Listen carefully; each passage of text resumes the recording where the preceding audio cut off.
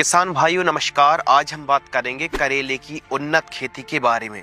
करेला एक ऐसी फसल है, यदि सर्दियों पर करेले को लगाया जाए तो सर्दियों से लेकर के गर्मी तक पैसा छापने वाली सब्जी है।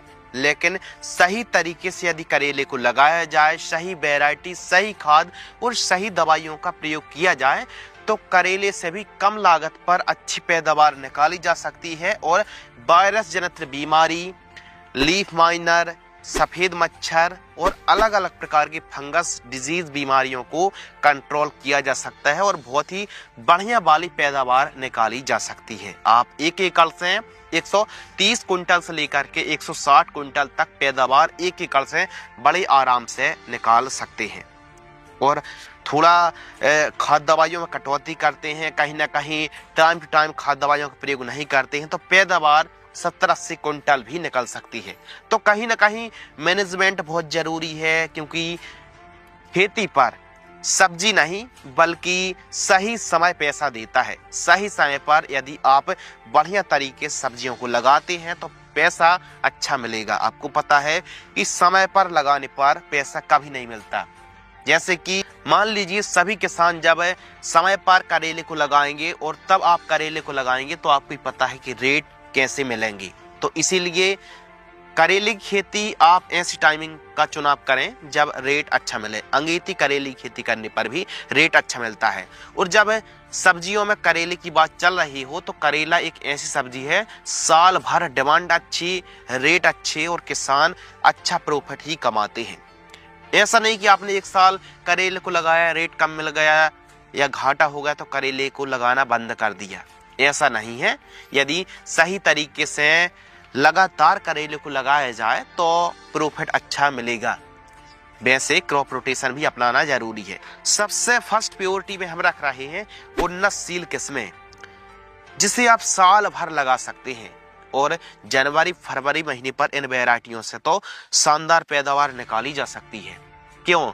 क्योंकि इन वैरायटियों में रोग बीमारी कम आती है और मार्केटिंग डिमांड इन वैरायटियों में खूब ज्यादा बनी रहती है। तो उड़ के बिकने वाली वैरायटी है। कौन सी वैरायटी है? नंबर 1 यूएस एग्री सीड्स की SW890 करेले की वैरायटी आती है। कांटेदार और छोटे करेले होते हैं जिनकी डिमांड साल भर अच्छी बनी रहती है और तेज रेट में ही बिकते हैं। 50 ग्राम सीड्स की कीमत 650-700 रुपए के आसपास देखने के लिए मिलती है। तो SW890 वैरायटी को भी आप लगा सकते हैं।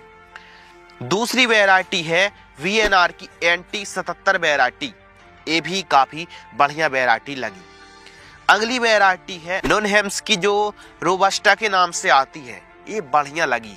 रोबस्टा भी एक ऐसी करेले की वैरायटी है जिसके फल 8 से 10 सेंटीमीटर लंबे होते हैं और 500 ग्राम सीड्स की कीमत 1550 रुपए के आसपास है। महंगी वैरायटी है लेकिन पैदावार में भी काफी आगे है। इस वैरायटी को भी आप लगा सकते हैं। अगली वैरायटी है नॉनहेम्स की एक और वैरायटी आती है रुशान के नाम से। ये भी काफी बढ़िया वैरायटी लगी। रुशान भी काफी लाजवाब किस्म है। 500 सीड्स की कीमत 950 रुपए के आसपास है। इस वैरायटी को भी आप लगा सकते हैं। सकाटा की लीना के नाम से वैरायटी आती है, 7005 वैरायटी। VNR की नकुल वैरायटी भी अच्छी है और VNR की NT77, दोनों वैरायटी अच्छी लगी।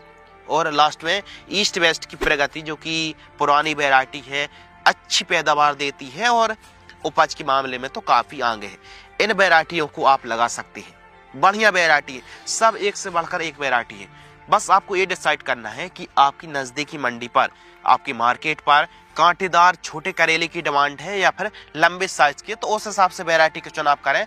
लेकिन इस वीडियो के माध्यम से हमने जो वैरायटी के बारे में बात करी है, ये सबसे लाजवाब वैरायटी है और सब में टॉप से टॉप वैरायटी को भी टक्कर देने वाली वैरायटी है। यदि इनको सही तरीके से सही समय पर लगाया जाए और बढ़िया तरीके से मैनेजमेंट किया जाए, बढ़िया खाद दवाइयों का प्रयोग किया जाए तो बहुत ही बढ़िया पैदावार इन वैरायटियों से निकाली जा सकती है। एक एकड़ में 500-600 ग्राम सीड्स की रिक्वायरमेंट पड़ने वाली है। यदि आप आधुनिक तरीके से मल्चिंग, ड्रिप, टपक सिंचाई से करेले को लगाते हैं तो प्रति एकड़ सीड्स की मात्रा कम भी लग सकती है। और परंपरागत तरीके से खेती कर रहे हैं तो 500-600 ग्राम सीड्स लग ही जाता है। पौधे से पौधे की दूरी 2 फीट आपको रखनी है और लाइन से लाइन की दूरी आपको 7 फीट के आसपास रखनी चाहिए।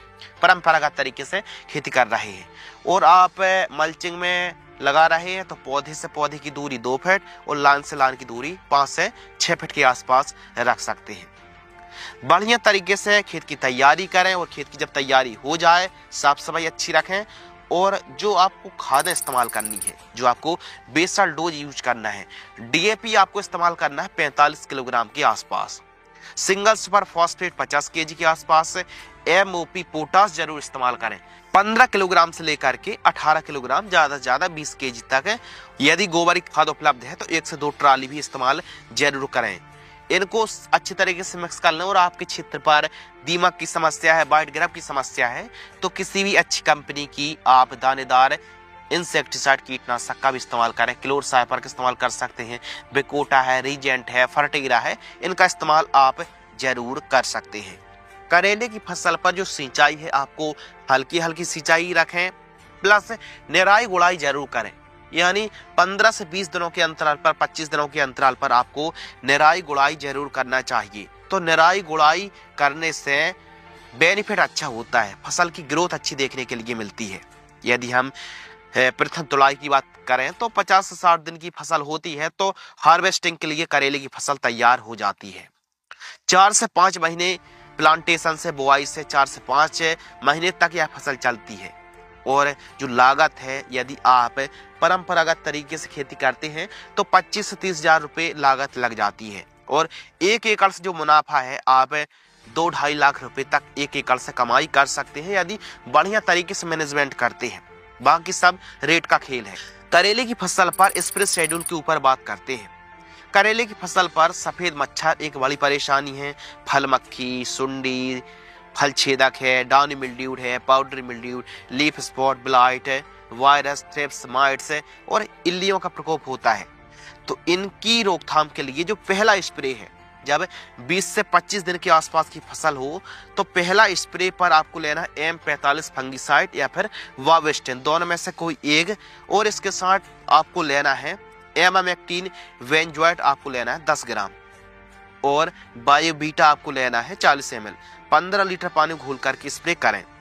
दूसरा स्प्रे में ईसाबियोन, सेमोडेस और NPK 1261 हम ले रहे हैं। कब? दूसरा स्प्रे 30 से 35 दिन की फसल होती है। तीसरा स्प्रे 45 से 50 दिन के आसपास की है तो करजट और लांसर गोल्ड।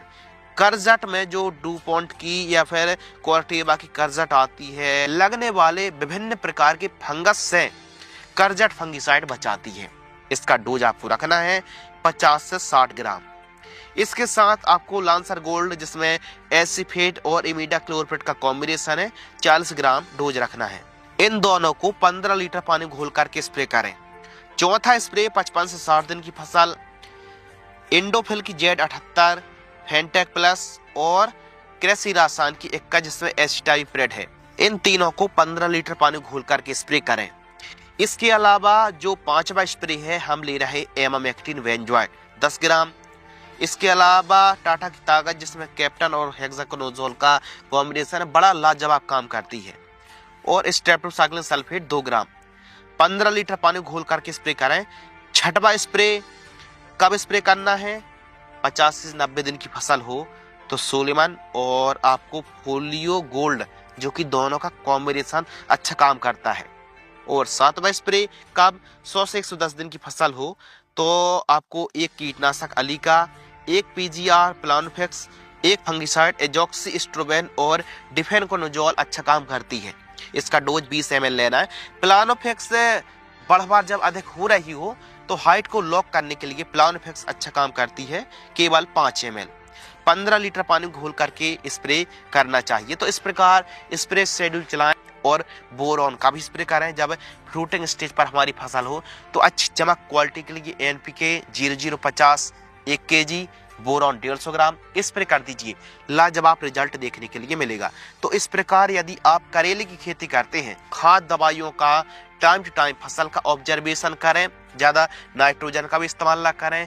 वायरस से बचाने के लिए जैसे करेले की फसल पर सफ़ेद मच्छर, थ्रिप्स, माइट्स एफिड एसिड का स्प्रे शेड्यूल चलाते रहें।